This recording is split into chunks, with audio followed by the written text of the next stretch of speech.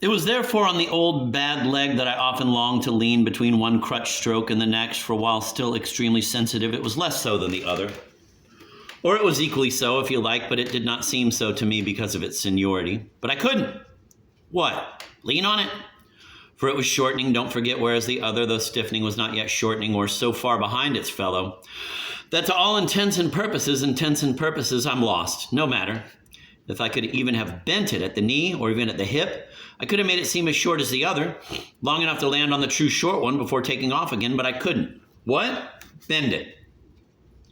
For how could I bend it when it was stiff? I was therefore compelled to work the same old leg as heretofore, in spite of its having become, at least as far as the pain was concerned, the worst of the two and the more in need of nursing. Sometimes, to be sure, when I was lucky enough to chance on a road conveniently cambered, or by taking advantage of a not too deep ditch or any other breach of surface, I managed to lengthen my short leg for a short time. But it had done no work for so long that it did not know how to go about it.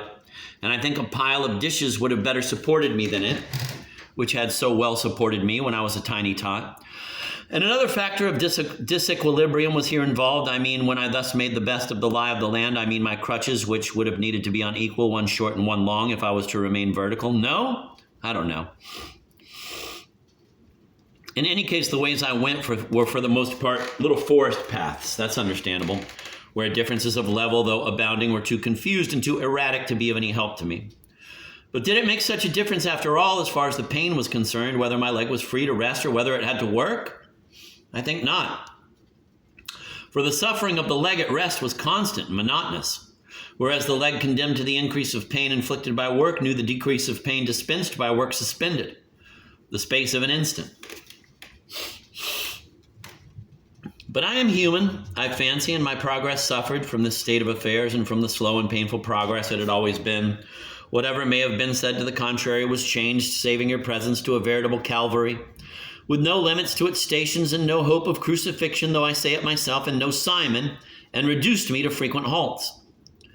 Yes, my progress reduced me to stopping more and more often. It was the only way to progress, to stop. And though it is no part of my tottering intentions to treat here in full as they deserve these brief moments of the immemorial expiation, I shall nevertheless deal with them briefly, out of the goodness of my heart, so that my story, so clear till now, may not end in darkness, the darkness of these towering forests, these giant fronds where I hobble, listen, fall, rise, listen and hobble on, wondering sometimes, need I say, if I shall ever see again the hated light, at least unloved, stretched palely between the last bowls, and my mother to settle with her if I would not do better, at least just as well, to hang myself from a bow with a liane. For frankly, light meant nothing to me now, and my mother could scarcely be waiting for me still after so long, and my legs.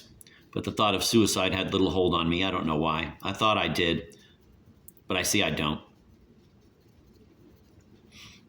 The idea of strangulation in particular, however tempting, I always overcame after a short struggle. And between you and me, there was never anything wrong with my respiratory tracts, apart, of course, from the agonies intrinsic to that system. Yes, I could count the days when I could neither breathe in the blessed air with its life-giving oxygen, nor when I had breathed it in, breathe out the bloody stuff. I could have counted them. Ah, yes, my asthma, how often I was tempted to put an end to it by cutting my throat. But I never succumbed.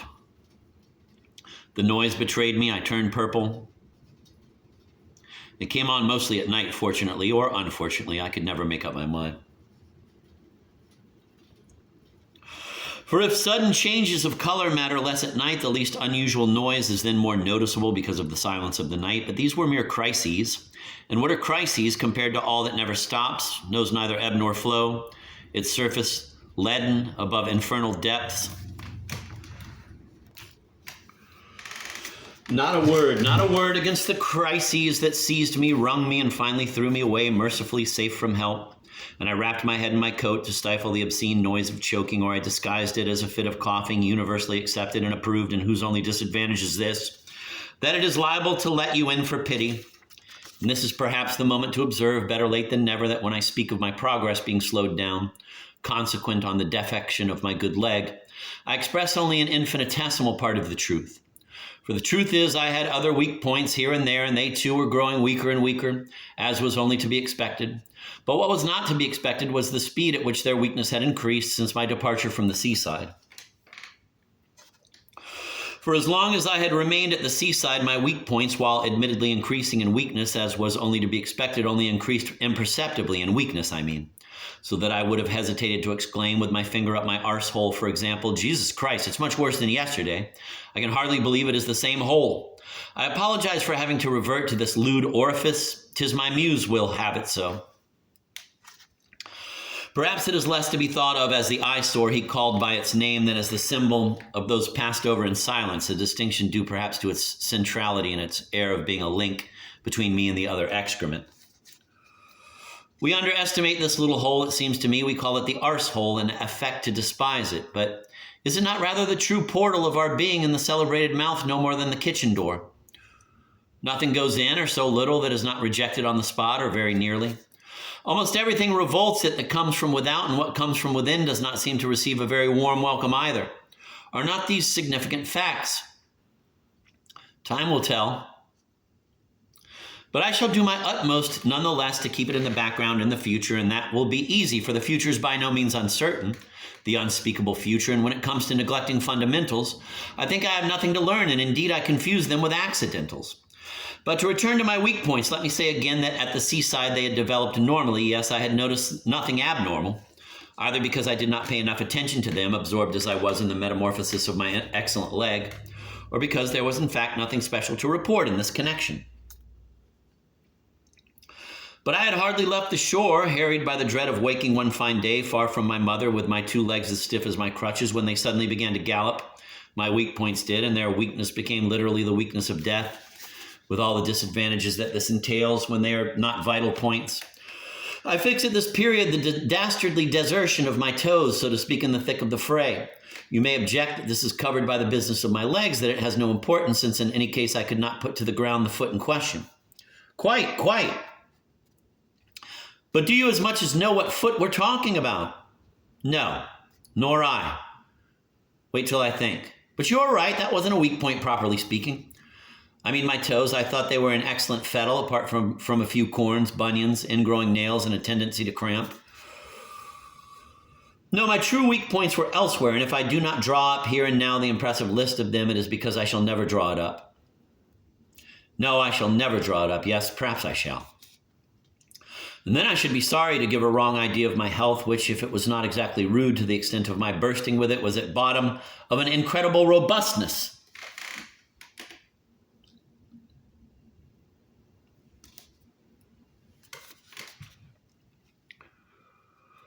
For otherwise, how could I have reached the enormous age I have reached? Thanks to moral qualities, hygienic habits, fresh air, starvation, lack of sleep, solitude, persecution, the long silent screams dangerous to scream, the daily longing for the earth to swallow me up. Come. Fate is rancorous, but not to that extent. Look at Mammy. What rid me of her in the end? I sometimes wonder. Perhaps they buried her alive, it wouldn't surprise me. Ah, the old bitch. A nice dose she gave me, she and her lousy, unconquerable genes. Bristling with boils ever since I was a brat, a fat lot of good that ever did me. The heart beats, and what a beat. That my ureters, no, not a word on that subject, and the capsules, and the bladder, and the urethra, and the glands. Santa Maria. I give you my word, I cannot piss, my word of honor as a gentleman. But my prepuce, sat verbum, oozes urine day and night. At least I think it's urine. It smells of kidney.